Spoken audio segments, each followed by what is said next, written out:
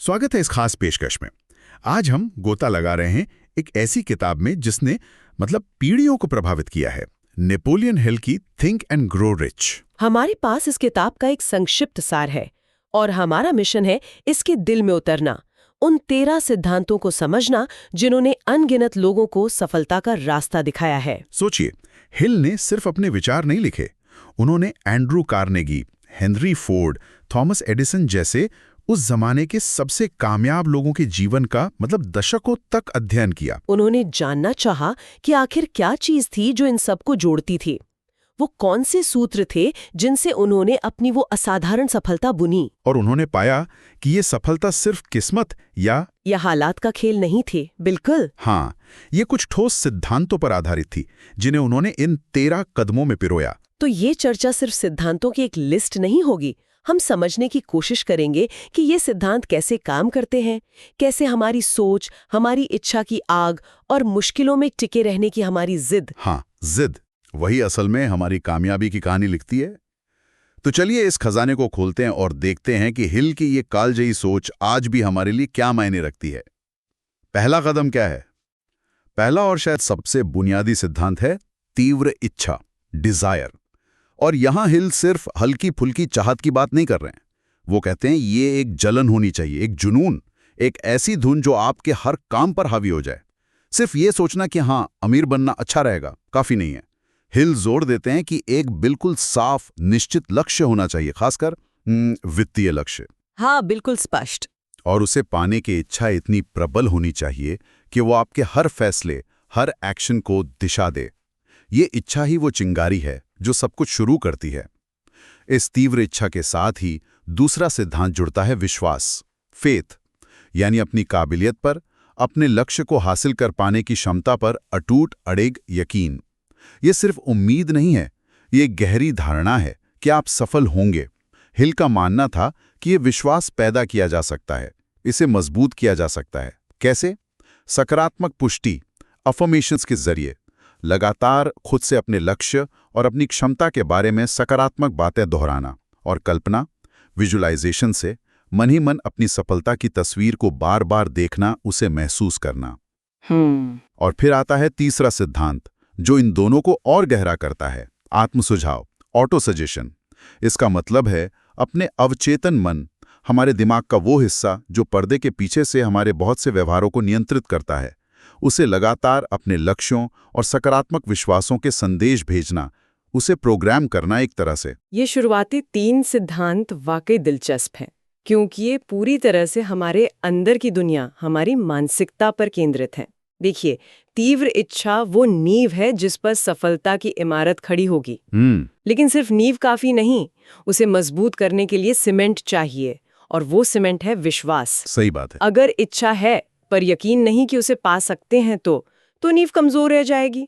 और फिर आत्मसुझाव उस विश्वास को हमारे अवचेतन, यानी हमारे गहरे मन में गहराई तक उतार देता है, जैसे जमीन में बीज बोना। हिल यहाँ बहुत स्पष्ट है, बाहरी दुनिया में कुछ भी बड़ा हासिल करने से पहले अपनी आंतरिक दुनिया को साधना होगा। आप खुद से क्या कहते हैं, दिन भर आपके मन में क्या विचार चलते हैं, यही आपके विश्वासों को गढ़ते हैं और अंततः तय करते हैं कि आप क्या कदम उठाएंगे और क्या नहीं। ये अंदरूनी बातचीत ही असल खेल है। बिल्कुल।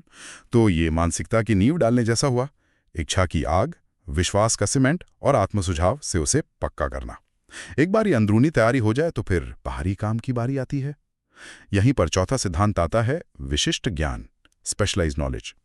हिल कहते हैं कि सामान्य ज्ञान से काम नहीं चलेगा, आपको अपने चुने हुए क्षेत्र में विशेष व्यवहारिक ज्ञान हासिल करना होगा। ऐसा ज्ञान जिसे आप असल में इस्तेमाल कर सकें। हाँ, प्रैक्टिकल नॉलेज जिसे कहते हैं, जिससे आप दूसरों से बेहतर सेवा या उत्पाद दे सके। लेकिन यहाँ एक बड़ी चेतावनी भी है, सिर्फ डिग्रियां या जानकारी इकट्ठा कर लेना काफी नहीं है। ज्ञान तभी शक्तिशाली बनता है जब उसे कर्म के साथ, यानी एक्शन के साथ जोड़ा जाए और उसे एक स्पष्ट योजना के तहत इस्तेमाल किया जाए। और ज्ञान को एक्शन में बदलने के लिए हमें चाहिए पांचवा सिद्धांत, कल्पना, इमेजिनेशन। हिल इसे बड़ी खूबसूरती से मन की कार्यशाला कहते हैं, वर्कशॉप ऑफ द माइंड। ये वो जगह है जहां हमारे विचार, हमारा ज्ञान, हमारी इच्छा, ये सब मिलकर नए रूप लेते हैं। यहीं पर हम समस्याओं के नए समाधान सोचते हैं, नए अवसर देखते हैं, अपनी योजनाओं को आकार देते हैं। हिल दो तरह की कल्पना की बात करते हैं, सिंथेटिक यानी मौजूदा विचारों को नए तरीकों से जोड़ना, और क्रिएटिव यानी बिल्कुल नए मौलिक विचार पैदा करना। और फिर इस कल्पना को जमीन पर उतारने के लिए आता है छठा सिद्धांत, संगठित योजना, ऑर्गेनाइज्ड प्लानिंग।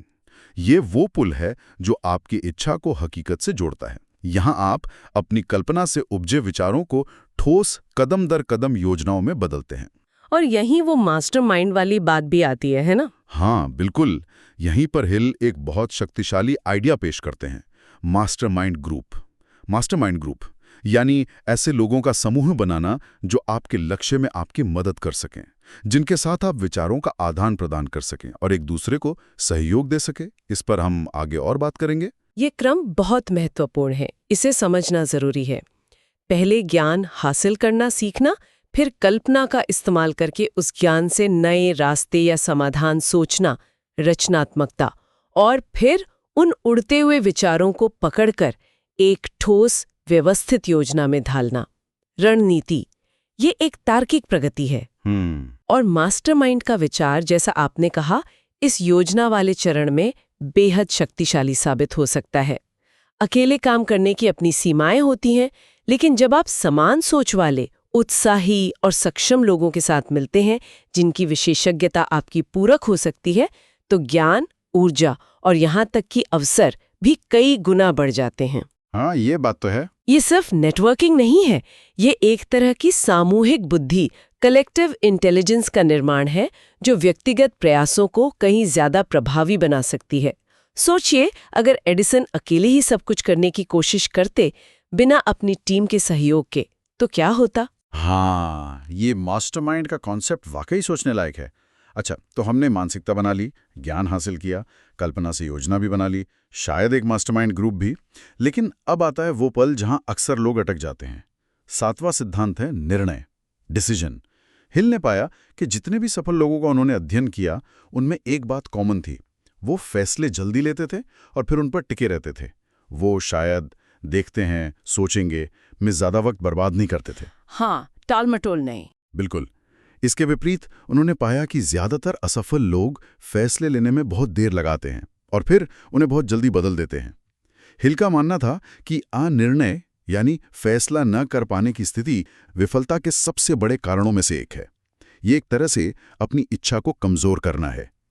और निर्णय लेने के बाद जो चीज उस निर्णय को सफलता तक पहुंचाती है, वो है आठवां सिद्धांत। और ये शायद सबसे ज्यादा महत्वपूर्ण सिद्धांतों में से एक है, दृढ़ता, परसिस्टेंस, लगन, जिद, हार न मानने की क्षमता। इसका मतलब है कि जब मुश्किलें आएं, जब असफलताएं मिले, जब आलोचना हो, जब थकान हावी हो, तब भी अपने लक्ष्य पर डटे रहना। रास्ता बदलना पड़ सकता है, पर मंजिल नहीं। बिल्कुल।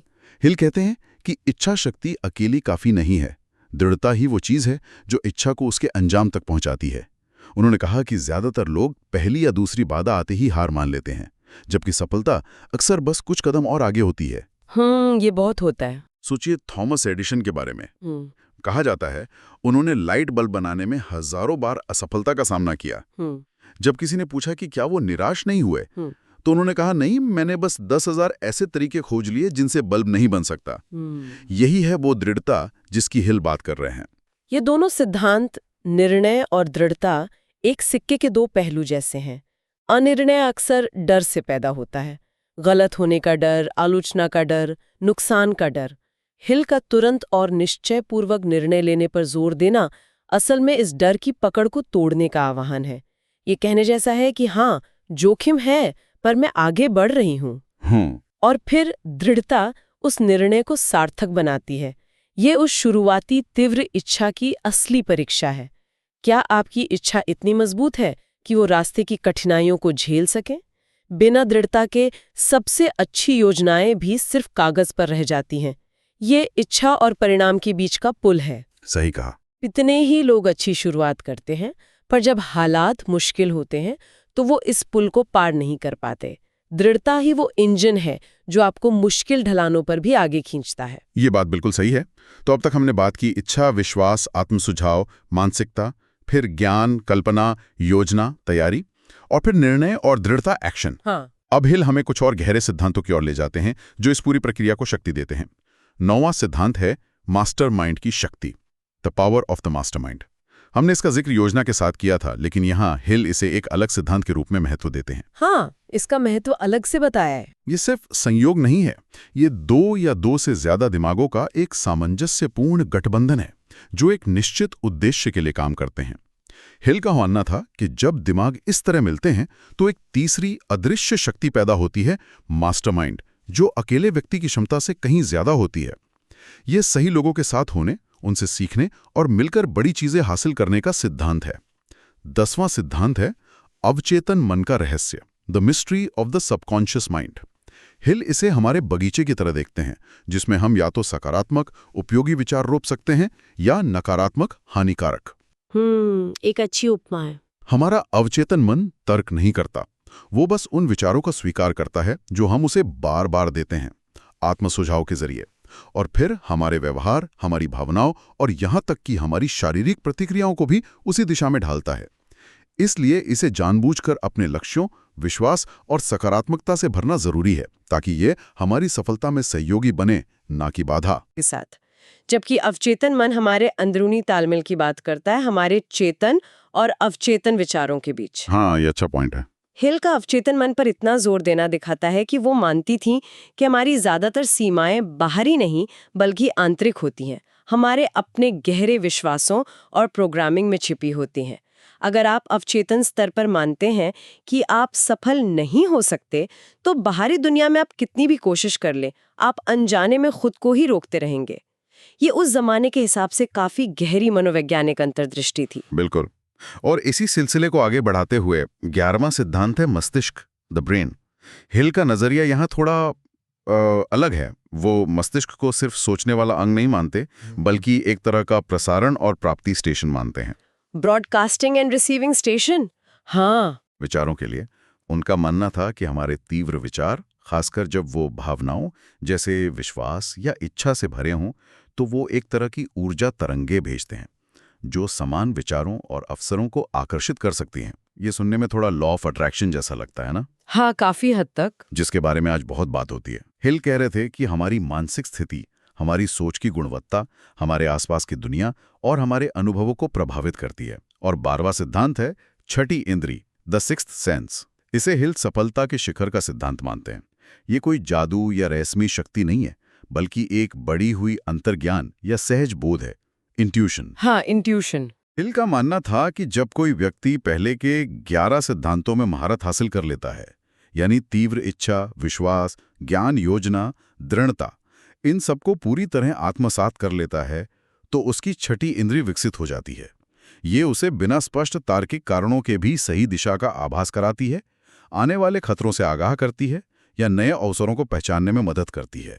ये अनुभव, अनुशासन और मन की गहराइयों से विकसित होती है। ये आखिरी के कुछ सिद्धांत, मास्टरमाइंड, अवचेतन मन, मस्तिष्क, छठी इंद्री, निश्चित रूप से ज्यादा अमूर्त और शायद विवादास्पद भी लगते हैं। मस्तिष्क को प्रसारण स्टेशन मानना या छठी इंद्री का विकास, ये वैज्ञानिक रूप से साबित करना मुश्किल है। हाँ, ये बात तो है। लेकिन अगर हम इन्हें रूपक की तरह देखें तो इनका सार समझ आता है। मास्टरमाइंड सहयोग की शक्ति है, अवचेतन मन हमारी गहरी प्रोग्रामिंग का महत्व बताता है, मस्तिष्क का प्रसारण स्टेशन शायद हमारे फोकस और इरादे की शक्ति की ओर इशारा करता है कि हम जिस चीज पर ध्यान केंद्रित करते हैं उसे पाने की संभावना बढ़ जाती है। और छठी इंद्री शायद ये अनुभव और पैटर्न पहचानने की क्षमता का ही एक विकसित रूप है, जिसे हम अंतर्ज्ञान कहते हैं। जब आप किसी क्षेत्र में माहिर हो जाते हैं तो आप उन संकेतों को समझने लगते हैं जो नौसिखियों को नजर नहीं आते। हिल इसे सिद्धांतों के अभ्यास का चरम परिणाम मानती थी। अच्छा, ये सवाल जरूर उठता है कि क्या ये सिर्फ अनुभव है या सचमुच कोई गहरी मानसिक क्षमता?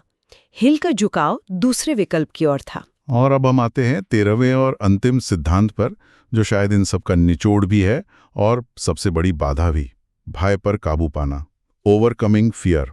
हिल कहते हैं कि डर सफलता का सबसे बड़ा दुश्मन है। ये हमें आगे बढ़ने से रोकता है, हमें पंगु बना देता है। उन्होंने 6 बुनियादी डरों की पहचान की जिनसे ज्यादातर इंसान पीड़ित रहते हैं। पहला, गरीबी का डर, फियर ऑफ पॉवर्टी। दूसरा, आलोचना का डर, फियर ऑफ क्रिटिसिज्म, आज के सोशल मीडिया युग में ये शायद और भी बढ़ गया है। हाँ, ये तो बहुत ज्यादा है आजकल। तीसरा, खराब स्वास्थ्य का डर, फियर ऑफ इल हेल्थ। चौथा, प्यार खोने का डर, fear of loss of love. पांचवा, बुढ़ापे का डर, फियर ऑफ ओल्ड एज। और छठा, मृत्यु का डर, फियर ऑफ डेथ। हिल का मानना था कि ये डर हमारी सोच में गहरे बैठे होते हैं और हमारे फैसलों और एक्शन को अनजाने में नियंत्रित करते हैं। तो सवाल उठता है कि इन शक्तिशाली डरों पर काबू कैसे पाया जाए? हिल का जवाब हमें वापस शुरुआती सिद्धांतों की ओर ले जाता है। अटूट विश्वास और अदम्य दृढ़ता। विश्वास और दृढ़ता। उनका मानना था कि जब आपकी इच्छा और आपके लक्ष्य में आपका विश्वास इतना मजबूत हो और आप असफलताओं के बावजूद टिके रहने को तैयार हों, तो डर धीरे धीरे अपनी पकड़ खोने लगता है। डर वाकई इन सभी 13 सिद्धांतों के केंद्र में एक अदृश्य धागे की तरह पिरोया हुआ है। सोचिए, गरीबी का डर आपको विशिष्ट ज्ञान हासिल करने और योजना बनाने के लिए प्रेरित कर सकता है, बशर्ते आप उस डर को सकारात्मक दिशा दें। हाँ, ये एक अलग नजरिया है। आलोचना का डर आपकी निर्णय लेने और फिर उस पर दृढ़ रहने की क्षमता की परीक्षा लेता है। प्यार खोने का डर आपको रिश्तों को महत्व देने के लिए प्रेरित कर सकता है। हिल का संदेश ये नहीं है कि डर होना ही नहीं चाहिए, डर स्वाभाविक है। संदेश ये है कि डर को अपने ऊपर हावी न होने दें, उसे समझें और फिर विश्वास, इच्छा, योजना, दृढ़ता जैसे उपकरणों का इस्तेमाल करके उसे नियंत्रित करें और उसे आगे बढ़ें। अच्छा। एक तरह से देखा जाए तो पहले के 12 सिद्धांत असल में इस 13वें सिद्धांत डर पर विजय पाने के लिए ही जमीन तैयार करते हैं। वो आपको वो मानसिक और व्यवहारिक हथियार देते हैं जिनसे आप डर का सामना कर सकें। तो इस पूरी चर्चा का सार क्या निकलता है? अगर हम नेपोलियन हिल के इन 13 सिद्धांतों के इस संक्षिप्त सार से कुछ मुख्य बातें निकालें, तो वो क्या होंगी? पहली बात तो ये कि हमारे विचार सच में शक्तिशाली हैं। ये सिर्फ हवाई बातें नहीं, हमारी सोच लगातार हमारी हकीकत को आकार देती है। मानसिकता ही सब कुछ है। दूसरी, सफलता कोई संयोग नहीं है। इसके लिए एक एकदम साफ लक्ष्य चाहिए, उस लक्ष्य को पाने की अपनी क्षमता में गहरा विश्वास चाहिए और फिर उस दिशा में लगातार बिना थके कर्म करने की जरूरत है। इच्छा, विश्वास और कर्म ये तिकड़ी जरूरी है। बिल्कुल। तीसरी, चाहे धन कमाना हो या जीवन में कोई और बड़ी उपलब्धि हासिल करनी हो, ये सिर्फ बाहरी चीजों या पैसे का खेल नहीं है। ये मुख्य रूप से आपकी अंदरूनी दुनिया पर निर्भर करता है। आपकी मानसिकता, आपके अनुशासन और आपकी दृढ़ता, अंदरूनी मजबूती। चौथी, अकेले चलना मुश्किल हो सकता है। मास्टरमाइंड गठबंधन बनाना, यानी सही, सकारात्मक और सहायक लोगों का साथ पाना, आपके विकास और सफलता की रफ्तार को कई गुना बढ़ा सकता है।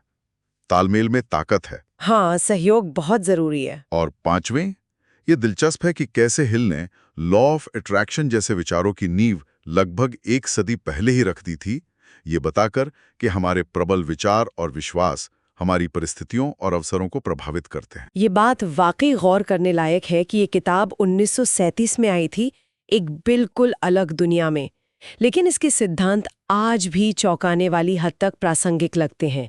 क्यों? शायद इसलिए कि ये बाहरी परिस्थितियों, तकनीकों या आर्थिक माहौल पर कम और इंसान के अंदरूनी जगत पर ज्यादा जोर देते हैं। उसकी मानसिकता, इच्छा, विश्वास, दृढ़ता। हाँ, और ये अंदरूनी कारक शायद उतने नहीं बदले हैं। ये एक कालातीत संदेश है जो कहता है कि आपकी सफलता की शुरुआत आपके अंदर से होती है।